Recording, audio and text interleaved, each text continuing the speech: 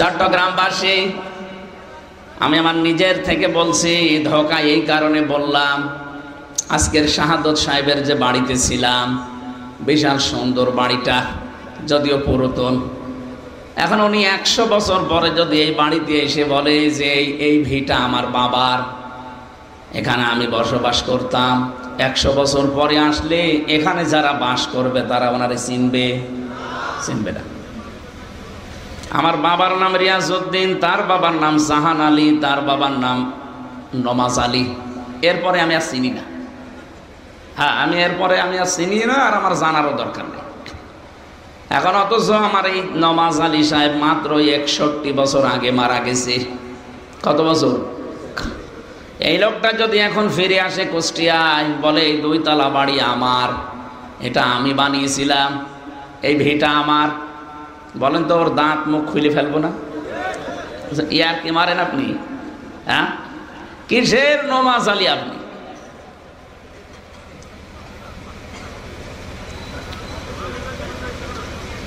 কারণ আমি তাকে দেখিনি, তার চেহারা আমার মনে নেই, তাকে আমি দেখিনি। এই বয়সে যদি এখন আমার কুষ্টিয়ায় উনি আসে, এখন আসলে হয়তো কিছু মুরব্বী তাকে চিনবে, আর সর্বোচ্চ 30-40 বছর পর আসলে ওনার বয়সে আর কেউ নেই, ওনাকে দেখার মতো আর এই দুনিয়ায় কেউ থাকবে না। ওই লোকটা এসে কুষ্টিয়ার বাড়ি দাবি করলেও হবে না, ওকে আমার মনে হয় এলাকায়ও থাকতে দেব না। কি মনে মনে ভাববো যে সকালবেলা আবার লোকজন নিয়ে এসে বাড়ির ভাগ চাবে, তখন বলা হবে যে আপনার যদি জায়গা না হয় তাহলে মসজিদের বারান্দায় থাকেন, সকালবেলা কুষ্টিয়া পার হয়ে চলে যাবেন, এ জেলায় থাকবেন না। এটা দুনিয়া। এটা কি কথা বোঝেন? আমরা এরকম একটা জায়গায় আছি। সুতরাং এই পৃথিবীতে মানুষের জীবনের সফলতা বিফলতা নির্ভর করছে যেটার উপরে আমরা সেই সংক্রান্ত কথাগুলো আজকে শোনার জন্য বসেছি। আমরা তেলাওয়াতও করেছি ওই রকম একটা আয়াত। সুতরাং আমাদের জীবন যেন ধোঁকায় পড়ে নষ্ট হয়ে না যায়, আমরা যেন সফল হতে পারি, জাহান্নামের আগুন থেকে মুক্ত হয়ে যেন জান্নাতের সুউচ্চ যে মাকাম আছে ওই মাকামে পৌঁছাতে পারি, বলে না আমি। যেহেতু সর্বোচ্চ জান্নাতের নাম হচ্ছে জান্নাতুল ফেরদাউস, ওইটার আলোচনা আজকে হবে ইনশাআল্লাহ। দরুদ আর সালাম পড়ছি আমাদের নবী মুহাম্মদুর রাসূলুল্লাহ সাল্লাল্লাহু আলাইহি ওয়াসাল্লামের প্রতি। আপনি দেখেন, এই যে কোরআনে কারিমের যে আয়াত পড়লাম, কাদ আফলাহাল মুমিনুন, এই আয়াতটা পড়তে হলে যে সমস্ত অক্ষরগুলো লাগে, কোরআন পড়তে হলে অক্ষর লাগে কয়টা? এ কোন এলাকায় আসলাম আমি? কয়টা অক্ষর লাগে? 29টা। আপনি প্রতিটি অক্ষরে দেখবেন আমাদের নবীর বর্ণনা আল্লাহ নিজে দিয়েছেন। আপনি যেখানেই দেখবেন প্রথমে আলিফ দিয়ে আল্লাহ আমার নবীকে ডাক দিয়েছেন আহমাদ। আহমাদ নেই কোরআনে? তার মানে প্রশংসিত আমার নবী। বা দিয়ে আল্লাহ পাক আমার নবীকে ডাক দিয়েছেন বাশির, বিশ্ব নবী ছিলেন সুসংবাদদাতা। তা দিয়ে আমার নবীকে আল্লাহ ডাক দিয়েছেন মুত্তাকি, আমার নবী পরহেজগার ছিলেন। সা দিয়ে আমার নবীকে আল্লাহ ডাক দিয়েছেন মুদ্দাসসির, কম্বলওয়ালা। জিম দিয়ে আমার নবীকে আল্লাহ ডাক দিয়েছেন জামিল, তিনি সুন্দর ছিলেন। হা দিয়ে আল্লাহ ডাক দিয়েছেন আমার নবী হামিম, তিনি অন্তরঙ্গ বন্ধু ছিলেন। খ দিয়ে আমার নবীকে আল্লাহ ডাক দিয়েছেন খাতামান নাবিয়্যিন, তিনি শেষ নবী। তিনি কি? আপনি একটা একটা করে এভাবে যাবেন, সর্বশেষ অক্ষরে বিশ্ব নবীকে আল্লাহ ডাক দিয়েছেন ইয়াসিন, হে নেতা। হে কি? নেতা। ইয়া হরফে নেতা, সিন মানে সাজ্জেদ, সাজ্জেদের বাংলা অর্থ নেতা। আল্লাহ যেহেতু তাকে নাম ধরে ডাক দিলেন হে নেতা, এটা শুধু দুনিয়ার বিষয় না, রাজনৈতিকভাবে এখানে বিভিন্ন দলের লোক আমরা আছি, আমিও জানি। তো নবীজিকে আল্লাহ যেহেতু নেতা বলে ডাক দিয়েছেন, আজকে যাদের নেতা ঠিক নেই এই মুহূর্তে তাকে ঠিক করা লাগবে। আপনি কি রাগ করলেন? কেন বললাম এটা জানেন? সূরা হুদ 12 নাম্বার পারা 12 নাম্বার পৃষ্ঠার প্রথম নাম্বার লাইনের 98 নাম্বার আয়াতে আছে। এই এখানে ওঠে কারা? কিসের কালেকশন? পরে বসেন, আমি সময় দেবো, বসেন। নাকি শেষ করে দেবো এখনই? আপনারা এভাবে করলে তো বুঝবেন না।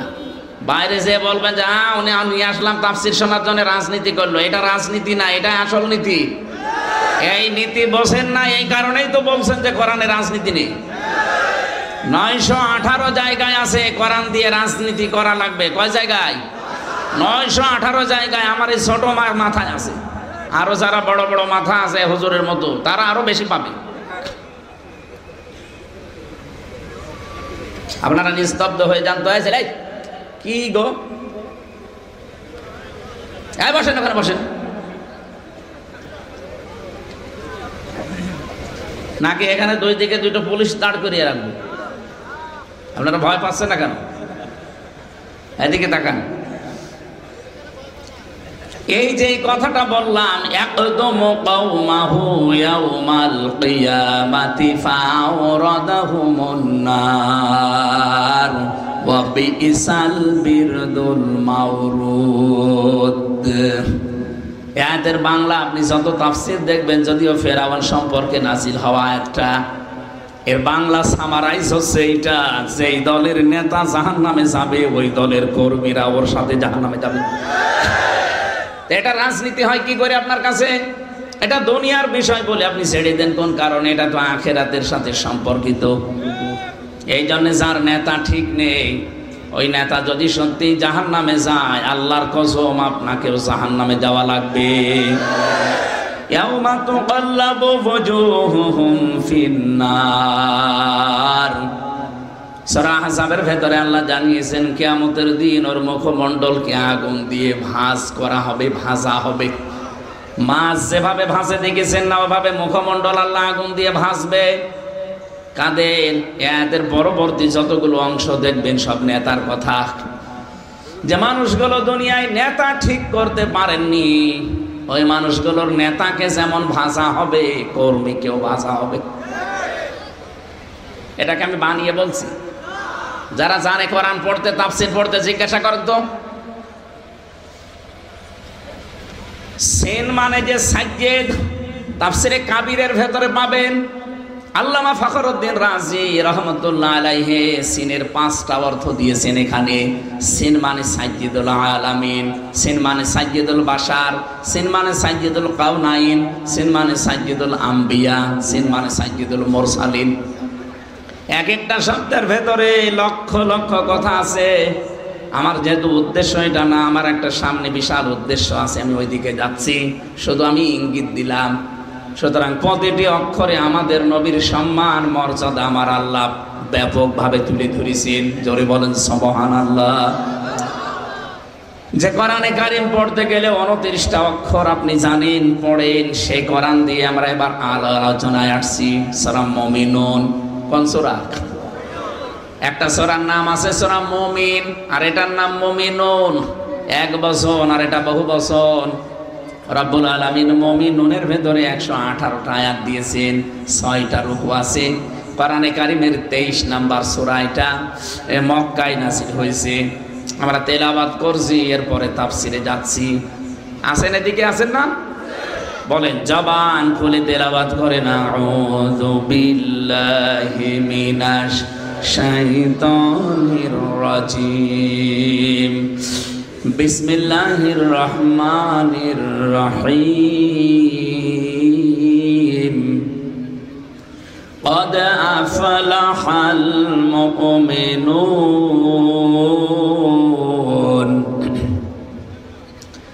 আল্লাহ পাক বলেন কদ, অবশ্যই, আফলাহা ইউফলিহু এটা মাজি, অতীতের শব্দ, পাস্ট এটা। আল্লাহ জানিয়েছেন অবশ্যই সফল হয়ে গেছে মুমিনুন, যারা মুমিন। কে বলছেন? এখানে আল্লাহ নিজে শব্দ শুরু করার আগেই গ্যারান্টি দিলেন কদ। আরবি গ্রামার অনুযায়ী 13টা অক্ষর কোন শব্দ যদি কোন সেন্টেন্সের আগে আসে, বাংলা অর্থ দাঁড়ায় অবশ্যই, নিশ্চয়, হবেই হবে। তার ভিতরে কদ একটা, কদ, সিন, সাফা, লাম, এরকম 13টা আছে। এখানে আল্লাহ কোনটা দিয়েছেন বলেন তো? এই ক্লাস চলছে এটা বলেন। আল্লাহ গ্যারান্টি দিচ্ছেন অবশ্যই, নিশ্চয়, মাস্ট বি, হবেই হবে, সফল হয়েই গেছে, হবে না, হয়ে গেছে। আল মুমিনুন, যারা মুমিন বলে দাবি করে মানুষগুলো সফল হয়ে গেছে। এবার আসেন তো আমরা দেখি আয়াতের প্রথম অর্থ। মুমিনরা যেহেতু সফল হয়েছে, এখন মুমিন কয় প্রকার? হ্যাঁ, মুমিনের প্রকারভেদ নেই। পৃথিবীর প্রত্যেকটা দিক আর বিভাগ দেখবেন শ্রেণী ভাগ করা হয়। এই যে শিরিকের আলোচনায় গেলে আমি শিরিককে ভাগ করেছি তাফসীর থেকে। শিরিক 4 প্রকার হয় প্রধানত। শিরিক বিল জাত, শিরিক বিল সিফাত, শিরিক বিল ইখতিয়ারা, শিরিক বিল হুকুক। এভাবে এই 4 প্রকার আবার আপনি শ্রেণী বিন্যাস করলে পাবেন 8 প্রকার। ওখানে আবার শ্রেণী বিন্যাস করলে পাবেন 12 প্রকার। ওটা ভাগ করলে পাবেন 22 প্রকার। ওইটা আর এক ভাগ করলে 42 প্রকার। ওটা আর এক ভাগ করলে 72 প্রকার। ওটা আবার ভাগ ভাগ করে তাফসীরের ভাষায় দেখবেন 120 প্রকার লেখা আছে। শিরিক কত প্রকার? প্রত্যেকটা জিনিস যেহেতু ভাগ ভাগ করা যায়, মুমিনও ভাগ আছে। একটা কামেল মুমিন আর একটা ফাসেক মুমিন। এদিকে আছেন আপনারা? পরিপূর্ণ মুমিন আর গুনাহগার মুমিন, এই 2 প্রকার মুমিনই সফল। ভালো করে খেয়াল করবেন, 2 প্রকার মুমিনই কি? আরো জোরে বলেন। প্রথম যেটা, ওটা বিনা হিসাবে জান্নাতে চলে যাবে। দ্বিতীয় যেটা, এদের হিসাব দেওয়া লাগবে। এবং এর বাইরে যারা আছে, কিয়ামতের কঠিন ওই ময়দানে আল্লাহ একটা ঘোষণা দিয়ে দেবেন, ওয়ামতাজুল ইয়াউমা আইয়ুহাল মুজরিমুন। ইমাম আবু হানিফা রাহমাতুল্লাহ আলাইহির জীবনীতে দেখলাম তিনি নামাজে দাঁড়িয়েছিলেন, সূরা ইয়াসিন তেলাওয়াত করছিলেন। আর এই আয়াতটা যখন এসেছেন, তাহাজ্জুদের নামাজে দাঁড়িয়ে সারা রাত তিনি এই একটা আয়াতই পড়েছিলেন, ওয়ামতাজুল ইয়াউমা আইয়ুহাল মুজরিমুন। আল্লাহ পাক কিয়ামতে ঘোষণা দিয়ে দেবেন, এই হাসরবাসী, এখানে যারা মুজরিম আছে, পাপিষ্ট আছো, আমার নেককার বান্দাদের থেকে তোমরা আলাদা হয়ে যাও। আজ তো সবাই এক জায়গায় বসতে পেরেছি, হয়তো কেউ নিষেধও করে না, উঠেও যেতে বলে না। কিয়ামতে এরকম কঠিন ময়দান শুরু হবে, আল্লাহ নিজে বিচারের এই কাঠগড়ায় বসবেন।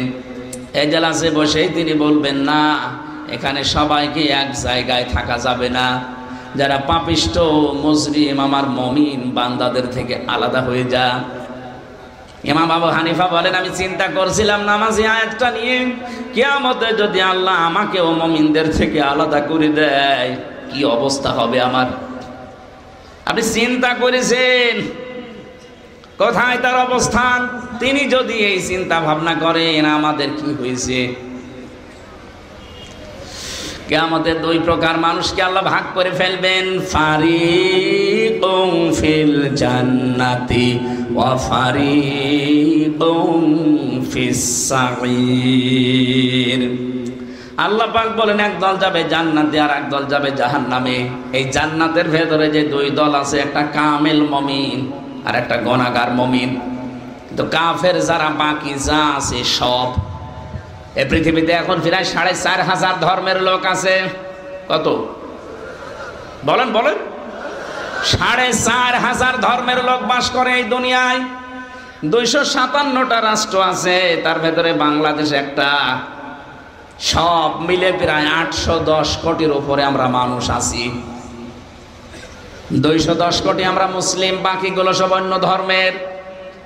এই মুসলিমদের ভেতরে যারা কামেল, তারা আজকের এই তেলাওয়াত কিন্তু 11 আয়াতের ভেতরে আপনি দেখবেন তাদের জীবন মিলবে। আর যেই মানুষগুলো, ওই যে ফাসেক মুমিন যাদেরকে বলা হয় গুনাহগার, এগুলোর সাথে হয়তো 11টার ভেতরে 4-5টা মিলবে, 2-3টা মিলবে। এখন আমরা দেখি আমরা কোন পর্যায়ে আছি। যারা কামেল মুমিন, এই মানুষগুলো জান্নাতে চলে যাবে, কোনো বিচার নেই, হিসাব নেই। 11টা আয়াতের ভেতরে 7টা গুণ আল্লাহ দিয়েছেন, যদি আপনি অর্জন করতে পারেন। এই জন্যই তো শাহাদত ভাই বলছিলেন যে ফজরের পর থেকে শুরু করবেন না, এখন থেকে। যখন শুনবেন এই জায়গা থেকে আরম্ভ হবে। এই 7টা গুণ 11টা আয়াতের ভেতরে দেওয়া আছে, মাস্ট বি আমরা এখন থেকে মানবই ইনশাআল্লাহ। এক কথা বলেন না কেন? কোনো হিসাব লাগবে না, বিনা হিসাবে বিনা বিচারে চলে যাবেন জান্নাতে। ফাসেক মুমিন যারা গুনাহগার, এরা হয়তো 2, 3টা 4, 5টা মানে তাদের বিচার হবে। আল্লাহ পাক বলেন ওয়াযিবু মাইয়াশা ওয়া ইয়াগফিরু লিমাইয়াশা আল্লাহু আলা কুল্লি শাইইন কাদির। বলেন আল্লাহু আকবার। এদেরকে আমি হয় শাস্তি দেব, নাই মাফ করে দেব, সব কিছুর উপরে আমি আল্লাহরই ক্ষমতা। এবার আসেন আমরা আবার এই পর্যায়ে পড়ে গেলাম নাকি? এই জন্যই তাফসীর মাহফিলে আজকে আপনারা এসেছেন। আমরা দেখব যে আমরা পরিপূর্ণ না আংশিক। কিন্তু সুসংবাদ একটা, পরিপূর্ণ হন আর আংশিক হন, আপনি জান্নাত পাবেন।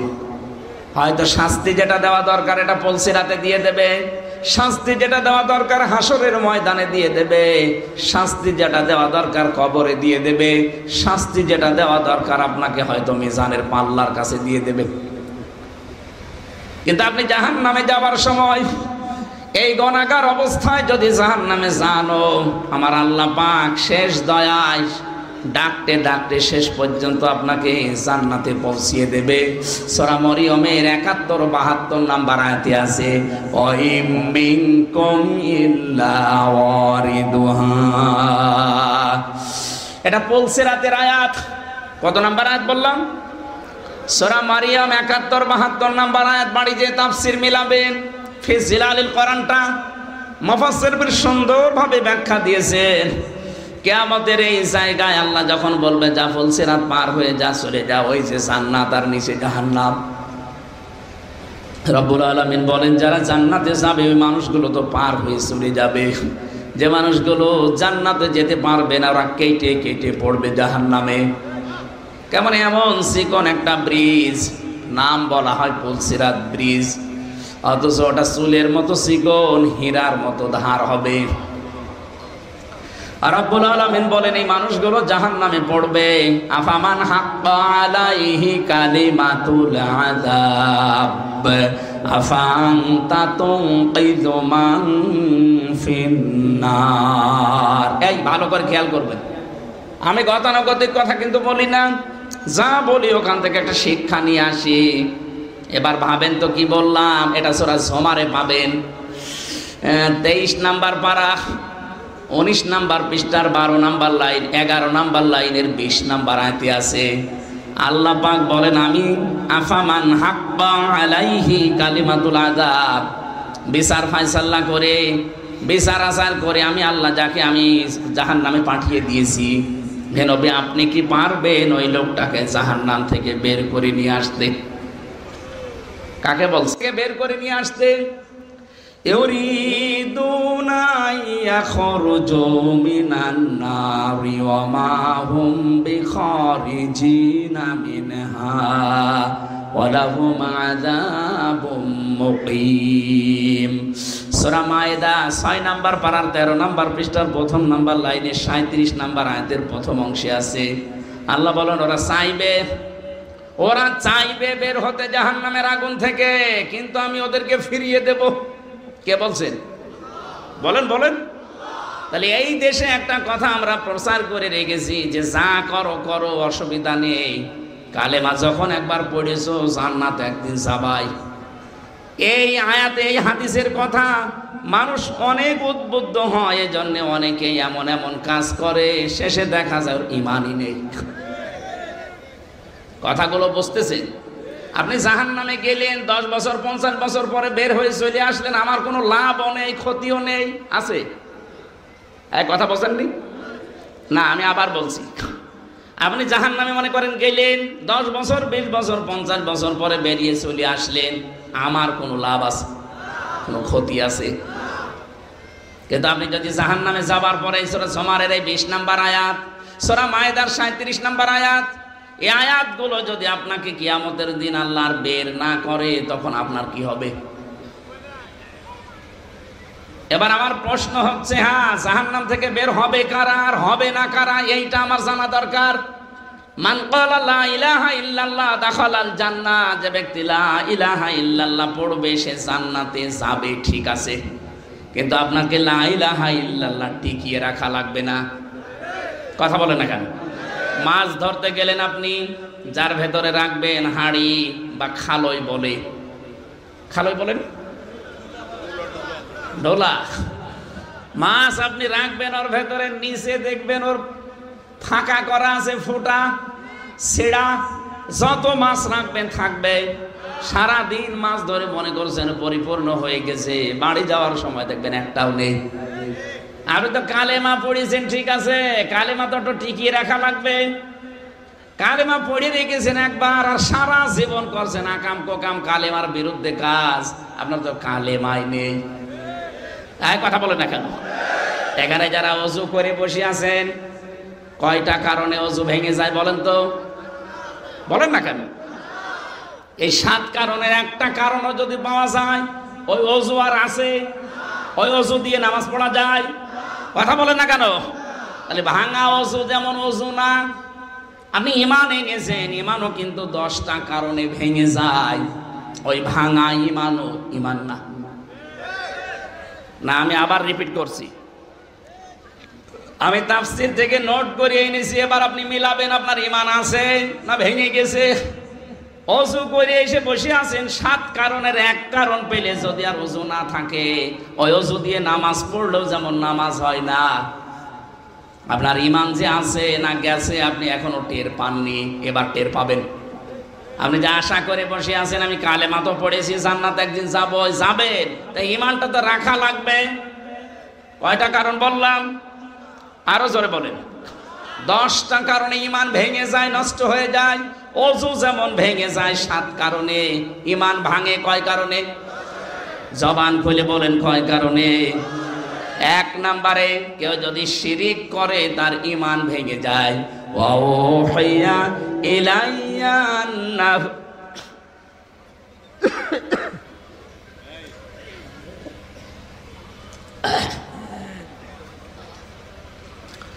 এটা সূরা জুমারের 65 নম্বর। আমি খালি দলিলগুলো বলছি, যেহেতু রেকর্ড হচ্ছে, বাড়ি যে খালি মিলিয়ে নেবেন। সূরা জুমারের 65 নম্বর আয়াত। এই পৃথিবীতে যত নবীকে আল্লাহ পাঠিয়েছেন এই হুঁশিয়ারি দিয়েছেন নবীরা, তোমাদের সবার উপরে আমার ওহী এইটা যে যা করো শিরিক করবা না। কি করবা না? বলেন বলেন।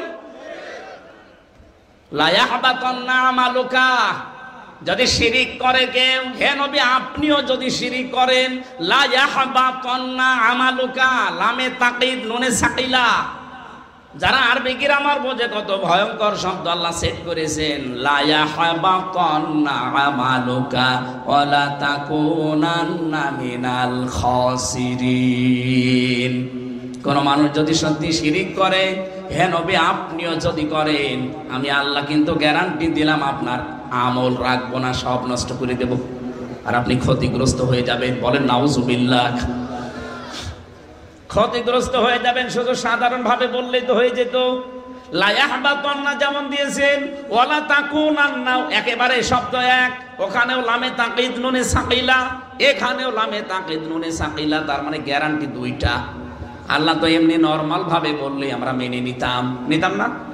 আল্লাহ গ্যারান্টি দিয়ে বলেছেন যারা শিরিক করে ওদের ঈমান শেষ, আমল শেষ, ওরা ক্ষতিগ্রস্ত হবে।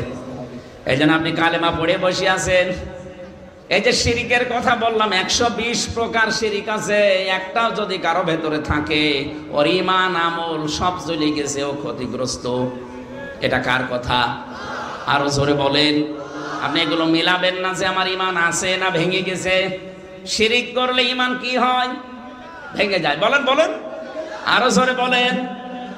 শিরিক কি? আমি এক কথায় জবাব দিচ্ছি, আল্লাহ যেটা পারে ওইটা অন্য কেউ পারে, এই বিশ্বাস করার নাম শিরিক। আর কিছু লাগবে না, বসেন বসেন। কি গরম আছে?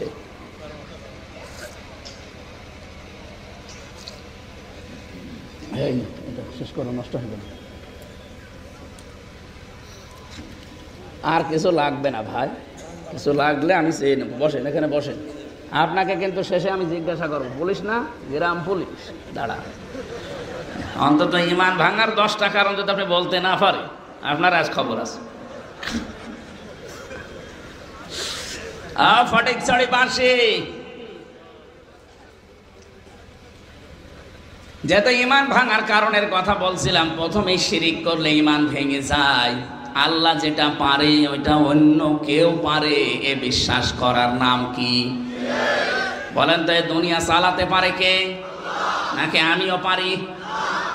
তাহলে আল্লাহর এই দুনিয়ায় আল্লাহর পাঠানো আইন বাদ দিয়ে যারা অন্য কারো আইন এখানে দাঁড় করাতে চান, বিজয় করতে চান, তাদের ইমান ভেঙে গেছে। এটা সত্যি করে বলেন তো, বুঝেছেন কারা? না না না, আপনি আন্দাজে হাত তুলবেন না। আমি জানি আপনারা বুঝেছেন, কিন্তু না বোঝার ভান করি আছে। ইনিল হুকমু ইল্লা লিল্লাহ সূরা ইউসুফের 40 নম্বর আয়াতের মাঝের অংশে আছে আলা লাহুল খালকু ওয়াল আমরু। সূরা আরাফের 154 নম্বর আয়াতের মাঝের অংশে আছে। এরকম 918 জায়গায় পাবেন, ডাইরেক্ট ইনডাইরেক্ট মিলে। কত জায়গায়? এই সবগুলো আয়াতের সামারাইজ একই। আল্লাহ পাক বলেন, সৃষ্টি আমার, বিধানও আমার চলবে। সুতরাং এই দেশে আমরা যারা নিজেদেরকে মনে করি আমার ইমান আছে, কই আমি তো দেখি না। আপনার ইমান যে কখন ভেঙে গেছে আপনি নিজেও টের পাননি। বায়ু বের হলে যেমন অজু ভেঙে যায়, অনেকে মনে করে না অসুবিধা নেই। এই কথা বলছেন, আপনি অজু করে আসলেন, বায়ু বের হয়ে গেছে, এখন যদি মনে করেন না অতটুকু আর কি অসুবিধা নেই, অতটুকু আর আমার অজু ভাঙবে না। আপনি এখানে আল্লাহর পাঠানো আইন বাদ দিয়ে অন্য কারো আইন এখানে দাঁড় করাতে চান, বিজয় করতে চান, কায়েম করতে চান, আপনি বিশ্বাস করেন আপনার ঈমান ভেঙে গেছে। এই হিসাবে বলেন তো, এই দেশে 96% মুসলমান ঈমানদার, এটা কি এখন আর বলা যাচ্ছে? 51% তো মেলে না। কথা বলেন না কেন? প্রথম পয়েন্ট অনুযায়ী 51% মিলছে না।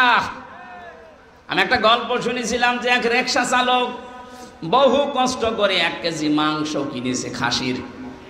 বাড়িতে স্ত্রীকে বলছে, সুন্দর করে রান্না করো, আমি গোসল করে আসি। ওর বউ চিন্তা করে, দেখি কেমন হয়েছে। স্বাদ চাকতে চাকতে ও মজা নিতে নিতে ছাতা সবই শেষ হয়ে গেছে। ও যখন গোসল করে এসেছে, চিন্তা করছে আমি কি দেব এখন, কি দেব মনে করে তো রান্নাও করেছে, অন্য বেগুন দিয়েছে, আলু দিয়েছে, মোলা দিয়েছে। লোকটা বলে, আসল তরকারি কই? বলছে, আপনি কিছু মনে করবেন না, আপনি যখন গোসল করতে গেলেন আমি সুন্দর করে রান্না করে ঢাকনা দিয়ে ঢেকে রেখেছিলাম। পানি আনতে গেলাম কলের উপরে, এসে দেখি দুষ্ট বিড়াল ছিল, সব খেয়ে ফেলেছে। মনে মনে একটু দুঃখ পেয়েছে যে কি করলাম। খাওয়া দাওয়া মোলা দিয়ে আলু দিয়ে করেছে, পাশে দেখে সেই বিড়াল চেপে ধরেছে, 4 হাত পা টাইট করে বেঁধেছে। ডাক দিয়ে বলে, বউ দাড়ি পাল্লা নিয়ে আস। দাড়ি পাল্লা এনে ওজন দিয়ে দেখে 1 কেজি। বউ, এটা যদি বিড়াল হয় তাহলে সে মাংস কই? তুমি যে বলো 1 কেজি মাংস খেয়েছে, তাহলে তো এর ওজন হবে 2 কেজি। এ বিড়ালের 1 কেজি আর 1 কেজি মাংস খেলে কয় কেজি হবে? তাহলে এইটা যদি মাংস হয় তাহলে সে বিড়াল কই? এই দেশে আমরা 96% মুসলমানের সব জগা খেচুড়ি। কথা বলে না কেন? বদরের ময়দানের মতো 313 জন যদি দেশে তৈরি হয়, কেউ আমাদের দিকে চোখ তুলে তাকাতে পারবে না।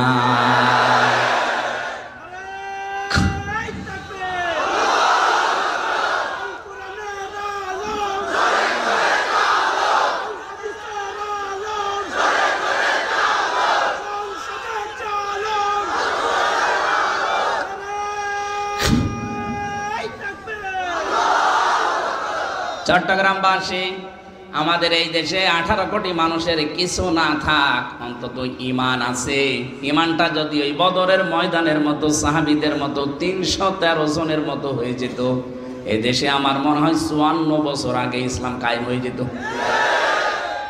আমরা শুধু জগা খেচুড়িতে আছি, কখন সে ঈমান গেছে, কখন ভেঙে গেছে আমি জানি না, অথচ বিশ্বাস করি আছি না অতটুকু বায়ু বের হলে আর কি হয়, অথচ অজু যে ভেঙে গেছে ও টেরই পাইনি। কথা বলে না কেন? তাহলে শিরিক করলে কি ভেঙে যায়? শিরিকের এক কথায় জবাব কি? আল্লাহ যেটা পারে ওটা অন্য কেউ পারে বিশ্বাস করার নাম। আরো জোরে বলেন। আমি মাত্র একটা উদাহরণ দিলাম, আমি একটা উদাহরণ মাত্র দিয়েছি যে আল্লাহ পাক বলেন জমিন আমি বানিয়েছি, আইন চলবে আল্লাহ। আর এখানে আল্লাহর আইনের বিপরীতে যারা অন্য কারো আইন কায়েম করতে চান, প্রতিষ্ঠা করতে চান, আপনার কিন্তু ঈমান ভেঙে গেছে। আর আমরা চাই এইরকম ঈমানদার যে যারা আল্লাহর তৈরি করায় পৃথিবীতে আল্লাহর আইন দিয়ে চালাবে, এরকম ঈমানদার চাই। কথা বলে না কেন? তৈরি হচ্ছে ইনশাআল্লাহ। আগস্টের 5 তারিখের আগের জরিপ দেখবেন, এই দেশে মাত্র 100 জনের 15 জন মানুষ চাইতো যে কোরআনে কারিমের বিধান এই দেশে কায়েম হোক। কি কথা বলেন না কেন? আপনি একটু চোখ কান খোলা রেখে দেখবেন, মাত্র 100 জনের 15 জন এই দেশে মানুষ চায় যে কোরআনের বিধান কায়েম হোক। কিন্তু এই 4.5 মাসের ব্যবধানে এই জানুয়ারি মাসে জরিপ আসে, আপনি দেখবেন জানুয়ারির জরিপগুলো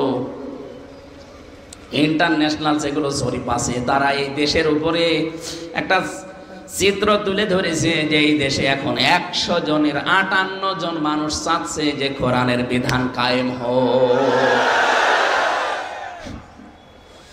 4.5 মাসের ব্যবধানে যদি এই পরিবর্তন এসে যায়, আর কিছুদিন যেতে দেন, 100 জনের 100 জন মানুষ চাইবে দেশে কোরআন কায়েম হোক।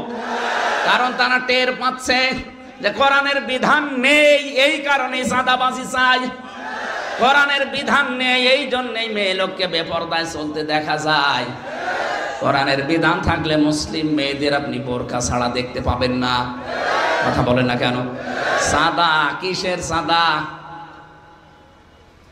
আমির জামাত ডাক্তার শফিকুর রহমান হাফিজাহুল্লাহ ঘোষণা দিয়েছেন, ইসলাম যদি এদেশে আসে তার পরের দিন আমরা যে কাজ করব, সাদাবাজি বন্ধ করব। মানুষ এখন সব ধর্মের মানুষই টের পাচ্ছে, তাই তো এইটাই তো আসল কথা। তাহলে ইসলাম এইটাই দরকার, কারণ 54 বছর আমরা দেখেছি বিভিন্ন মানুষের শাসন, সাদাবাজি বন্ধ করতে পারেনি। আমি অনেক হিন্দুর সাথেও কথা বলে দেখেছি, তারা বলছে এবার দেখি না, ইসলাম একটু আসুক না, দেখি সাদাবাজি আসলেই বন্ধ হয় কিনা। আর আমি গ্যারান্টি দিলাম বন্ধ হবে। কি বন্ধ হবে না? এই জন্য অনেকের মাথা খারাপ হয়ে গেছে। কিশোরগঞ্জের এক ফজু পাগলা আছে, ফজলুর রহমান ফজু পাগলা, এখন মাথা খারাপ হয়ে গেছে। ছাত্রলীগের সভাপতি ছিল আগে, নমিনেশন দেয়নি হাসিনা, এই জন্য পরিবর্তন হয়ে এসেছে অন্য এক দলে। এসে ওর মাথা খারাপ, এখন বলছে না এ দেশে ইসলামপন্থী যারা আছে ওরা 10%-এর বেশি ভোট পাবে না। আরে ভাই, 15.5 বছরে ভোট হয়েছে যে ভোট পাবে? আপনি ভোট দিয়ে দেখেন।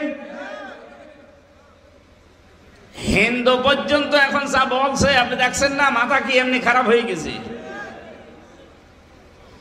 আমি আগে পয়েন্টগুলো শেষ করি, কথা বুঝতেছেন আপনারা? ঈমান ভেঙে যায় কয় কারণে? 2 নম্বরে কেউ যদি কুফরি করে, কুফরি মানে ঢেকে রাখা। এই যে এখানে যারা চাষ করে খান, কৃষক, এদের আরবিতে কিন্তু কাফের বলে। কি চাষ করে খায় এদের কি বলে? কেন? কারণ এরা এই যে বীজ মাটির নিচে ঢেকে রাখে না, এই কারণে এদের কাফের বলা হয়। ইসলামের কোন বিধান কেউ যদি জানার পরেও গোপন করে রাখে, চেপে রাখে, সেও এক প্রকার কাফের। তার ঈমান আছে না গেছে? 3 নম্বরে বেশি যারা নেফাক, সব ধর্মকে যারা সমান মনে করে। এটা এখন কিন্তু এই কয়েকদিন ধরে চলছে। সব ধর্মকে তারা সমান মনে করে, বলে আমরা উদার। এত উদার তুমি আল্লাহর চাইতে উদার। আল্লাহ বলেন ইন্নাদ-দীনা ইনদাল্লাহিল ইসলাম, আমার কাছে মনোনীত একটাই ধর্ম, তার নাম কি? ইসলাম বাদ দিয়ে পৃথিবীর 4,500 ধর্মের কোনো দাম নেই আল্লাহর কাছে। আর আপনি বলেন না সব ধর্ম সমান, আপনার ঈমান আছে না ভেঙে গেছে? ভেঙে গেছে। 4 নম্বরে যারা নবী ছাড়া অন্য কারো আদর্শ ভালো মনে করে, এদেশে নেই। আপনি যে বলছেন মান ক্বালা লা ইলাহা ইল্লাল্লাহ দাখালাল জান্নাহ, কালেমা পড়েছি জান্নাত যাবেন, ঠিক আছে, কালেমা আছে। যারা নবী ছাড়া অন্য কারো আদর্শকে ভালো মনে করে, তার ঈমান তো ভেঙে গেছে। কথা বলেন না কেন? খুবই গুরুত্বপূর্ণ বিষয় বলছি, যারা শিক্ষিত মানুষ তারা টের পাচ্ছে। খুব খেয়াল করে শোনেন, এটা রেকর্ড হচ্ছে, সারা দেশে কাল যাবে। 5 নম্বরে পেয়েছি যারা আল্লাহর বিধানকে ভালো মনে করে না। কত মানুষ এই দেশে এখন জানান দিয়েই দিয়েছে যে আমরা শরিয়া আইনে বিশ্বাস করি না। বলেন তো তার ঈমান আছে না গেছে? এটাকে আপনি জোর করে দাবি করবেন? এই পয়েন্টগুলোর সাথে মিলা লাগবে। আমি বানিয়ে লিখেছি, সবগুলো তাফসীর থেকে তোলা।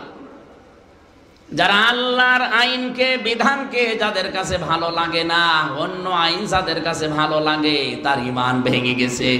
6 নম্বরে দ্বীনের কোন বিধানকে যারা কটাক্ষ করে, এই যে লোকটা জানিয়েছে যে কোরআনের সাথে রাজনীতির কোনো সম্পর্ক নেই, একটা কটাক্ষ।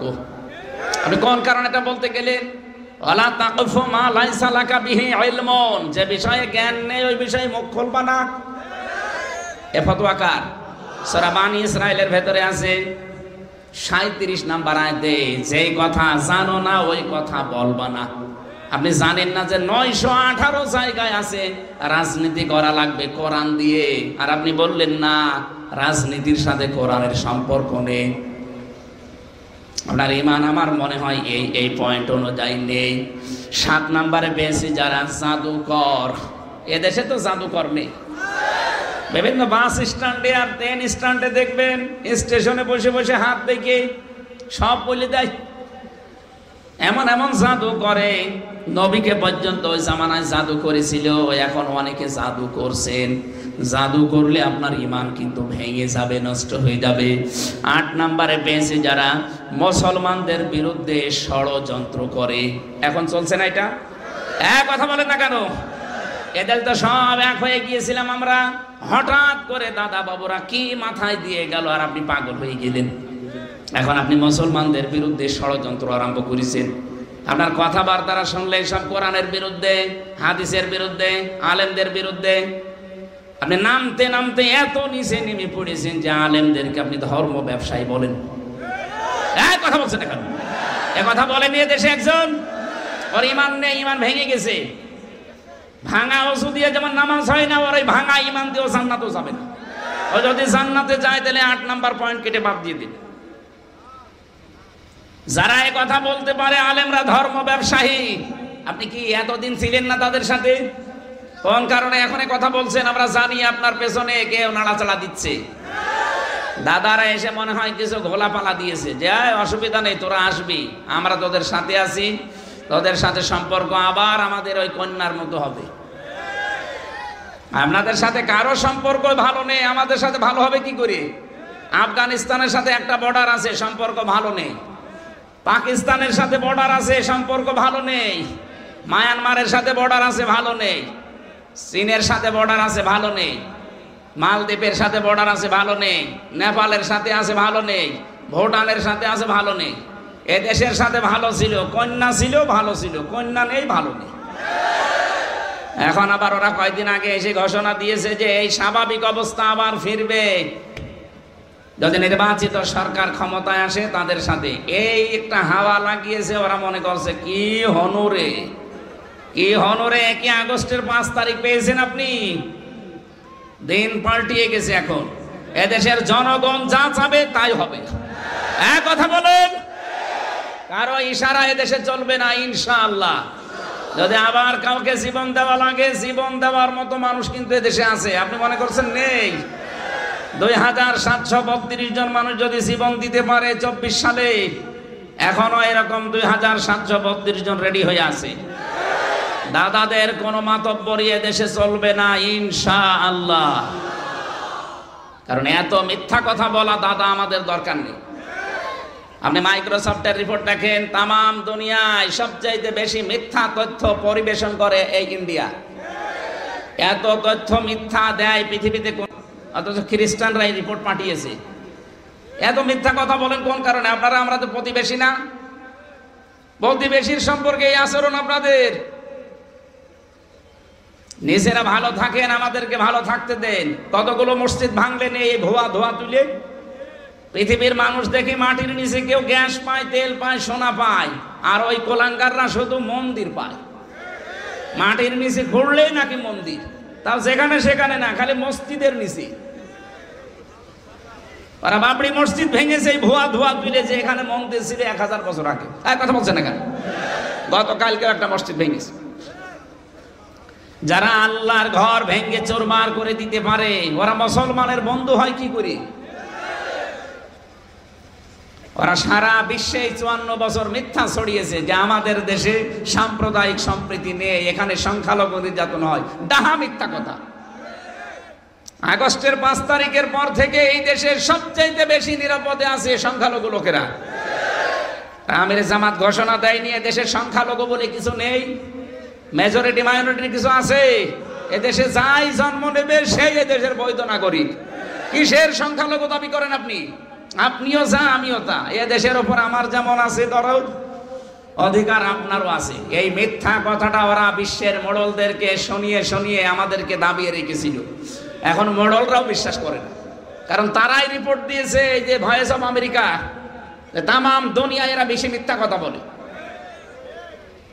এই জন্য আমার মনে হয় আমার সিদ্ধান্ত সরকারেরও এটা হওয়া দরকার যে দাদাদের সাথে কোনো সম্পর্ক আমাদের দরকার নেই। ব্যবসা বাণিজ্যের সম্পর্ক পাকিস্তানের সাথে শুরু করেন, চীনের সাথে শুরু করেন, তুরস্কের সাথে শুরু করেন, মালদ্বীপের সাথে শুরু করেন। ওই শয়তানদের কোনো দরকার নেই। বাংলাদেশে দরকার হয় 2 টাকা 5 টাকা করে কালেকশন করেন, করে 8টা বিভাগে 8টা আন্তর্জাতিক মানের হাসপাতাল বানিয়ে দেন। ইন্ডিয়াতে আর যাওয়াই লাগবে না, ওরা না খেয়ে মরবে। আমি ইন্ডিয়ার বহু জায়গায় ঘুরেছি। ওরা ভয় দেখায় আমাদেরকে যে না খাইয়ে এদেরকে মারবো। আরে বেটা, আমরা মুসলমান, 1 বছরে 1 মাস না খেয়ে থাকা ফরজ। খাবারের ভয় তোমাদের দেখানো দরকার। এখন এই যে ভয় পেয়েছে, এখন আলু পচে যাচ্ছে, পেঁয়াজ পচে যাচ্ছে, বলছে দাদা। কিসের দাদা? এতদিন মিথ্যা ছড়িয়ে যে হকার কিছু আছে সাংবাদিক নামে মলম, আমার মনে হয় এর মুসলমানই দেওয়া দরকার। এই ময়ূখ রঞ্জন ঘোষ, এই একটা টাটকা নির্ভেজাল একটা শয়তান। শয়তান তো আমি দেখিনি, যদি দেখতাম মনে হয় এরকমই হতো। এত মিথ্যা কথা মানুষ বলে কি করি? সুতরাং এদের সাথে মিলিয়ে যারা ষড়যন্ত্রে লিপ্ত আছেন এই দেশ নিয়ে, এই দেশের মুসলমান এবং আলেমদের নিয়ে, আল্লাহর কসম আপনার ঈমান ভেঙে গেছে। আমি জানি আলোচনা কালকেই সারা দেশে ছড়ালে অনেকের আবার চুলকানি নতুন করে শুরু হবে। চুলকানি হলে কি দেওয়া লাগে? কি দেওয়া লাগে? মলম দেওয়া হবে ইনশাআল্লাহ। 9 নম্বরটা বলছি, কাউকে ইসলামের ঊর্ধ্বে মনে করা। এটা কি 15.5 বছরে ছিল না ছিল না? ছিল। আমি নাম নিলাম না, কেউ তার বাবাকে, কেউ তার কাউকে ঊর্ধ্বে মনে করত। আপনার ঈমান আছে, আপনি কিভাবে বলেন? আপনার ঈমান তো কখনোই অসুর মতো বায়ু ছেড়ে শেষ হয়ে গেছে। 10 নাম্বারটা বলছি, ইসলামের কোন বিধানকে কেউ যদি ঘৃণা করে, সূরা সেজদার 22 নাম্বার আয়াতে আছে, ইসলামের দিকে আপনাকে ডাকা হয় অথচ আসতে তো চানি না, আর উলট পালট কথা বলেন। অমান আসলামু মিম্মান ইফতারা আলাল্লাহিল কাযিবা ওয়া হুয়া ইউদআ ইলাল ইসলাম আল্লাহু লা ইয়াহদিল কওমাজ যালিমিন। আমার ভাইরা, যে কথা বলছিলাম যে মুমিন 2 প্রকার, একটা কামেল মুমিন আর একটা হচ্ছে ফাসেক মুমিন। পরিপূর্ণ ঈমানদার, বিনা হিসাবে বিনা বিচারে জান্নাতে চলে যাবে। গুনাহগার, এদের ঈমান থাকা লাগবে, কিন্তু এই 10টা পয়েন্টের একটা থাকলে তার ঈমান আছে না গেছে? বলেন বলেন, এর বাইরে থাকা লাগবে আপনাকে। আমি কি পয়েন্টগুলো আবার বলবো? আপনারা রেকর্ড করে নিয়েছেন, অবশ্যই বাড়িতে যে মিলিয়ে দেখবেন আপনার ভেতরে আবার আছে কিনা। যদি থাকে মনে করবেন আপনি আর জাহান্নাম থেকে বের হবেন না, কারণ আপনার ঈমান ভেঙে গেছে। ভাঙা ওযু দিয়ে নামাজ হয় না, ভাঙা ঈমান দিয়ে জান্নাতেও যাওয়া। আরো জোরে বলেন। এবার সফল মুমিন যারা, তাদের পরিপূর্ণ গুণ আল্লাহ দিয়েছেন 7টা। এখানে যারা বসে আছি আমরা দেখি তো আমাদের ভেতরে কয়টা আছে? রব্বুল আলামিন বলেন আল্লাযীনা হুম ফি সালাতিহিম খাশিউন। ওই মুমিন সফল হয়ে গেছে যার প্রথম গুণ যে নামাজের ভেতরে বিনয়ী, নামাজের ভেতরে ভয় করে আল্লাহকে। এখন নামাজের ভেতরে বিনয়ী এটা কি? এই যে খুশু খুজু বলা হয় না, নাম শোনেন খুশু খুজু? খুশু খুজু কি খাওয়া লাগে? হযরতে তালহা রাদিয়াল্লাহু তাআলা আনহু তিনি নামাজে দাঁড়িয়েছেন, খুশু খুজু কারে বলে এটার জন্য বলছি। হঠাৎ দেখলেন তার বাচ্চাটা পাশে খেলা করছিল, পাহাড়ি এলাকা থেকে একটা সাপ এসে বাচ্চাটাকে জড়িয়ে ফেলেছে। হযরতে তালহা তিনি নামাজে তেলাওয়াত করছিলেন, এর জন্য ওইদিকে ভ্রুক্ষেপ করেননি। তার স্ত্রী আশপাশ থেকে লোকজন ডাক দিয়ে সাপটাকে মেরে বাচ্চাটাকে বিপদ মুক্ত করে বসে আছে। হযরতে তালহা নামাজ শেষ করার পরে ডাক দিলেন, স্ত্রী এতগুলো মানুষ বাড়ির ভেতরে কি করে? হযরতে তালহার স্ত্রী বলে, স্বামী আমার, আপনি যখন নামাজে দাঁড়িয়েছিলেন বাচ্চাটাকে সাপে জড়িয়ে ফেলেছিল। আমি চিন্তা করলাম নামাজে আছেন, আপনাকে ডাকা যাবে না, আশপাশের মানুষজন ডাক দিয়ে আমরা বিপদ মুক্ত হয়ে গেছি। হযরতে তালহার স্ত্রী বললেন, স্বামী এতগুলো আওয়াজ চেঁচামেচি এতগুলো কর্মকাণ্ড ঘটে গেল, আপনি একটা বারের জন্য ওদিকে নজর দেননি? হযরতে তালহা বলে, স্ত্রী নামাজে যখন দাঁড়িয়েছি তখন আমার আল্লাহর সাথে কথা হচ্ছিল। আমি নামাজে দাঁড়িয়ে যখনই তেলাওয়াত করি আমার আল্লাহ মনে হচ্ছে প্রতিটি আয়াতের জবাব দিচ্ছেন। আলহামদুলিল্লাহি রাব্বিল আলামিন। আমি যেন কানে শুনতে পাচ্ছি আমার মালিক আমাকে শোনাচ্ছেন, সাদ্দাকতা ইয়া আবদি, আমার বান্দা সত্য বলেছে। জোরে বলেন সুবহানাল্লাহ। কি নামাজে তারা দাঁড়িয়েছিলেন খুশু খুশু নিয়ে। আমার এদের তো এরকম নামাজই হয় নাকি? কত মানুষ আমরা নামাজে দাঁড়িয়ে খুশু খুশু তো দূরের কথা, একটা মশা কামড় দিলে আগে মশা মেরে তারপরে আল্লাহু আকবার বলে। নামাজের সেজদার ভেতরে যে কি মজা আছে, এটা নিরিবিলি না হলে আপনাকে বোঝানো যাবে না। আপনি নিজে বোঝ পাবেনও না। যখন লম্বা করে সেজদা দেবেন রাতের বেলা, দেখবেন একটা আলাদা প্রশান্তি আপনি পাবেন। আমি নিজে হালকা পাতলা পেয়েছি, এই জন্য আমি আপনাদের আহ্বান জানাচ্ছি। জেলখানায় তো 3টা বছর জালেমরা আমার এই কন্ডেম সেলের ভেতরে তালাবদ্ধ করে রেখেছিল। যেহেতু দুনিয়ার কোনো খোঁজ খবর আমি পাইনি, 24 ঘন্টা শুধু কোরআন শরীফ ছাড়া আর কোনো কিছু পড়ারও জায়গা নেই। কি পড়বেন? ওই বঙ্গবন্ধুর জীবনী দিয়ে যায়, ও ছাতা পড়ে করবো কি? বঙ্গবন্ধুর ছোটবেলায় কি করেছে, যৌবন বয়সে কি করেছে, কয় কাজে হুকু খেয়েছে, চীন সফর করেছে, কিভাবে রাষ্ট্র গঠন করেছে, শুধু এই সব। ও ছাতা পড়ে সময় নষ্ট করবে কে? বই যদি চাই ভাই একটা বই এনে দেন, বঙ্গবন্ধুর চীন সফর, এ ছাতা পড়ে করবো কেন? একটা তাফসির এনে দিতে পারেন না? বলে না আমাদের আদেশে এইটা যে ফাঁসির কন্ডেম সেলে যারা থাকবে তাদেরকে আল্লাহর ওলির এই জীবনী পড়াবা, ওইটা নিয়ে এসে দিত। আমি মানে বলেছিলাম এক কারারক্ষীরে, ভাই এগুলো না দিয়ে আপনি এই বইটা নিয়ে এসে দিতে পারেন না যে আমার ফাঁসি চাই? ভাই এই কথা বলেন মানে? হ্যাঁ, ওই বইটা নিয়ে এসে দিন, আমার ফাঁসি চাই, এই বইটা নিয়ে এসে দেন। আমি মেজর ডালিম বলছি, এই বইটা নিয়ে এসে দেন। আপনি বঙ্গবন্ধুর আত্মজীবনী নিয়ে এসে দেয়। মানুষের জীবন পড়ে কোনো মানুষের জীবন পরিচ্ছন্ন হবে না। যদি হয় তাহলে মুহাম্মদ রাসূলুল্লাহটা হবে। তার জীবনে একটা মিথ্যা কথা নেই। আর আপনি যার অনুসরণ করতে বলেন ওর জীবন পুরাটাই তো মিথ্যা। রাহিকুল মাখতুম চেয়েছিলাম একদিন, যে রাহিকুল মাখতুমটা নিয়ে এসে দেন, ওইটা পড়লে আমার জ্ঞান বাড়বে। ঢোকাতে দেয় না শয়তানরা ওখানে। কোন উল্লেখযোগ্য তাফসির একটা ঢোকাতে দেয় না। নবীজির কোন উল্লেখযোগ্য জীবনী, প্রায় 13টা জীবনী আছে ওনার, একটাও নিয়ে আসতে দেয় না। খালি ওই আল্লাহর ওলিদের কি কি করেছে ওদের এইসব। ওই চেতনাকে কাজে লাগিয়ে লাগিয়েই তো দেশটার 12টা বাজিয়েছে। আবার অনেকে এখন দেখছি ওই পুরাতন চেতনার এই ঢোল, ভাঙ্গা ঢোল আবার বাজাচ্ছে। সাবধান, এই ফ্যাসিস্টের কোনো বানানো শব্দ বাংলাদেশে উচ্চারণ করবেন না। সব রাজাকার, আল বদর এসব সব বাদ। এখন নতুন করে বাংলাদেশ গড়ার সময় এসেছে। কথা বলেন না কেন? আর আমার মনে হয় যারা মুরব্বী হয়ে গেছে, যারা সকালে কি বলে বিকালে কি বলে ঠিক টের পায় না, ওদের রাজনীতি থেকে বিদায় নেওয়া দরকার। রাজনীতি ওরা করে হচ্ছে ব্যবসার জন্য, ওদের আর কোনো ব্যবসা নেই, বাণিজ্য নেই, রাজনীতি ওদের ব্যবসা। এজন্য আশা করবো যারা এরকম ভুল ভাল বকেন চাচা এরশাদের মতো সকালে এক কথা বিকালে আর এক কথা, এই কথা বলছে না কেন? এরকম কথা অনেকে বলছে না। আপনাদের আর রাজনীতি করার দরকার নেই, আপনারা এই মাঠ থেকে চলে যান। নতুন যারা এখন এই দেশ স্বাধীন করেছে তাদের হাতে তুলে দিন। এই দেশ যখন স্বাধীন করতে পেরেছে দেশ চালাতেও পারবে। অনেকে এদের দামও দিতে চায় না, এরা কি করেছে, আপনি কি করেছেন? হ্যাঁ, এই 15.5 বছর তো আপনি কি করেছেন? এই জন্য যারা করেছে তাদের মূল্যায়ন করা দরকার। এখন জুলাইয়ের শ্বেতপত্র এই যে ঘোষণা হওয়ার সময় অনেকে বাধা দিচ্ছেন। আপনি কি মানুষ? খালি ঈদের পরে ঈদের পরে ঈদের পরে করে করে 15.5 বছর জালেমদেরকে টিকিয়ে রাখলেন। আর এই ছোট ছোট বাচ্চারা জীবন দিয়ে দেশটা নিয়ে এসে দিল, এখন বলছে ও কি করেছে। এই শয়তানগুলোকে মুখে আমার মনে হয় কি দিয়ে মারা দরকার আল্লাহ জানে।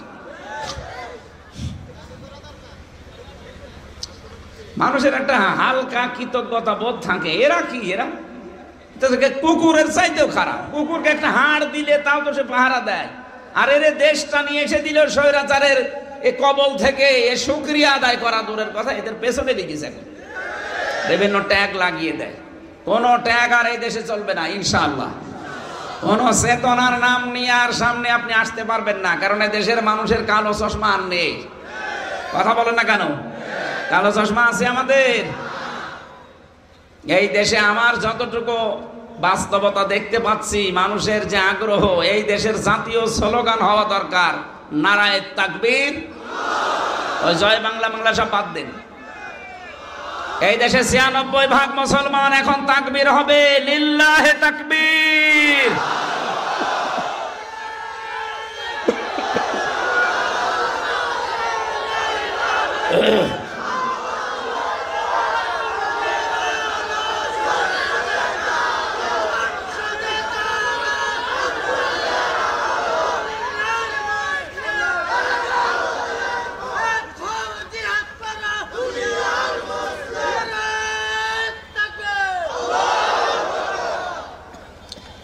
আমার ভাইরা,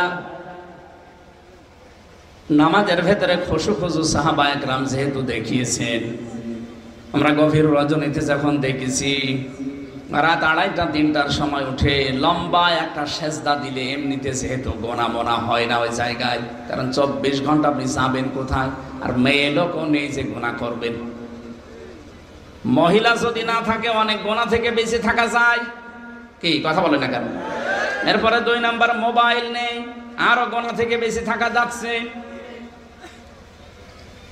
এই সর্বোপরি 3টা বছরে যেহেতু অনেক অপরাধ থেকে গোনা থেকে আমরা অনেকেই নিজেকে মুক্ত করে রাখতে পেরেছিলাম। এই জন্য মানুষ যখন নিজেকে পবিত্র রাখতে পারে তখন ইবাদতের একটা স্বাদ আলাদা আসে। আমি ওই সময় পেয়েছিলাম, এখন আর পাচ্ছি না, কারণ বাইরে এসে কত হাওয়া গায়ে লাগছে। ওই সময় রাতের বেলা উঠলে 2.5 পারা 3 পারা 2 রাকাত নামাজে যখন পড়তাম, সেজদায় চলে যায় 40 মিনিট 45 মিনিট কাটিয়ে, যেহেতু মনের ভেতরে একটা আলাদা দুঃখ, এমনি কান্না চলে আসতো।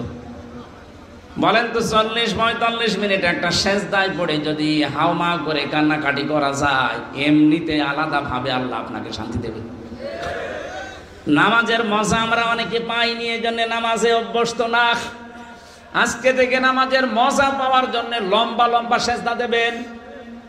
ফরজ নামাজে না, এমনি নফল সুন্নত যখন একা একা পড়েন সেজদাগুলো একটু লম্বা করে দেবেন, দেখবেন আপনাকে মহান আল্লাহ একটা আলাদা অনির্বচন সুখ দিয়ে দেবে। ওটা কিনতে পাওয়া যাবে না, আলাদা পাওয়া যাবে ওটা।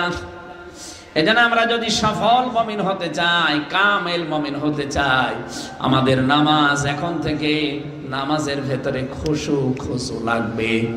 2 নাম্বারে নামাজে আপনি যা পড়েন ওইটা আপনাকে বোঝা লাগবে। 3 নাম্বারে নামাজের ভেতরে যেটা পড়েছেন ওইটা বাস্তব জীবনে যখনই সামনে আসবে ওইটা আপনি আমল করবেন। আপনি নামাজের ভেতরে দাঁড়িয়ে দাঁড়িয়ে পড়লেন, আরাইতাল্লাযী ইউকাযযিবু বিদ্দীন ফাযালিকাল্লাযী ইয়াদউল ইয়াতীম। আল্লাহ পাক বলেন ওই মানুষটা কিয়ামত বিশ্বাস করে না যারা এতিমের গলায় ধাক্কা দেয়।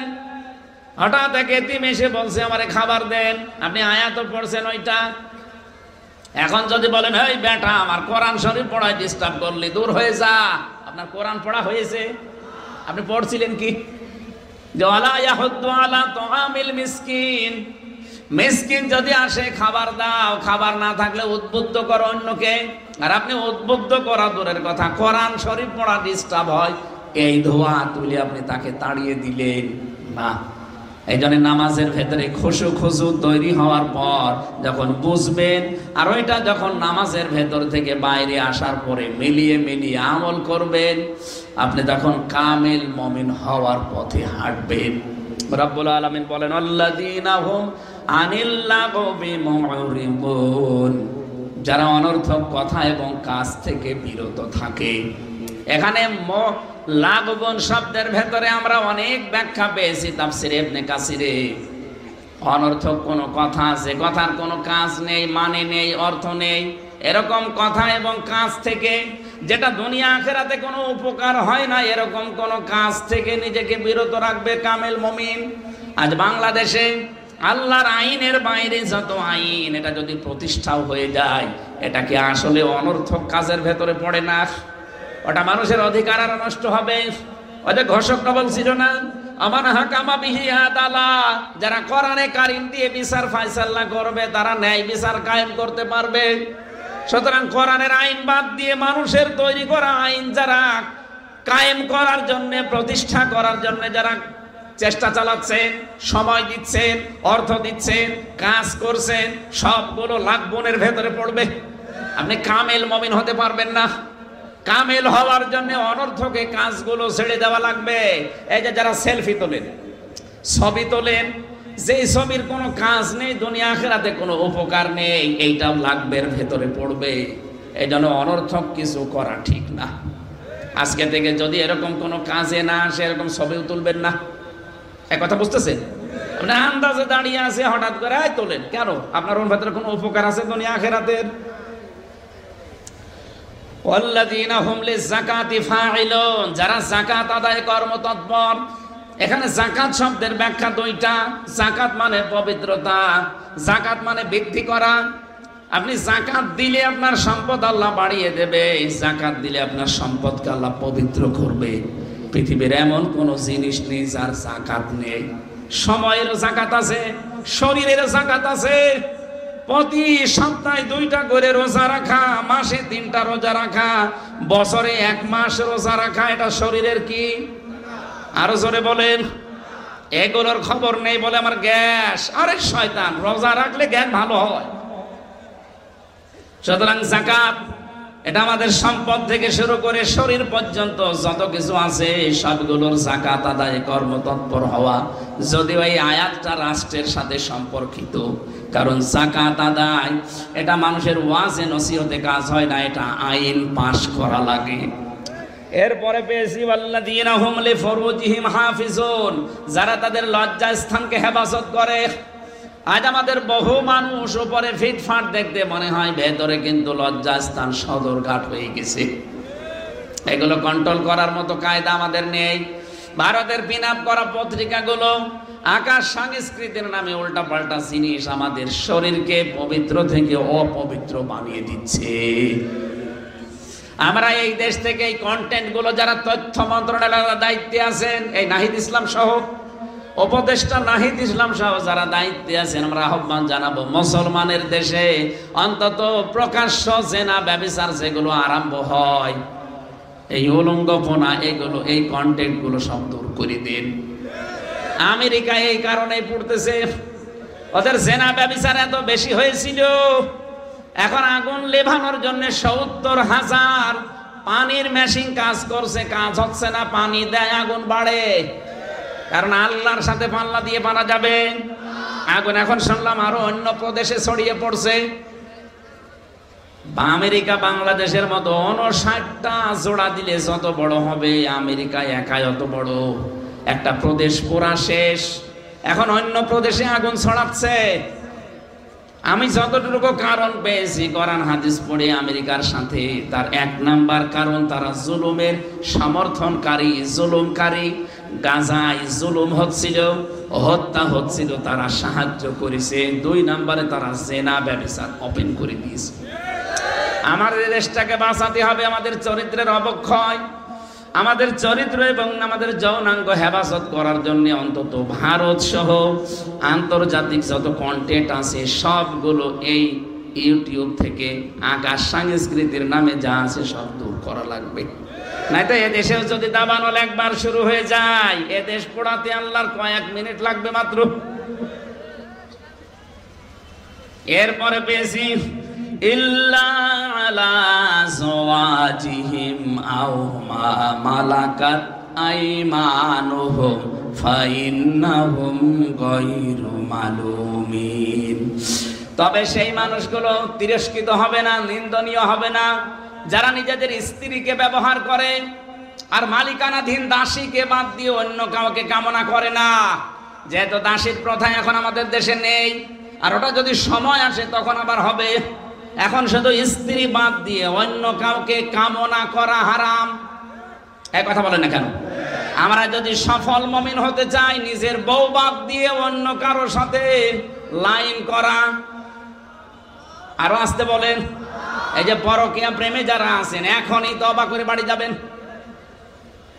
যে না, নিজের স্ত্রী ছাড়া, নিজের স্বামী ছাড়া জায়েজ এই 2টা জায়গা ছাড়া অন্য কোনো কামনা করাই জায়েজ নেই।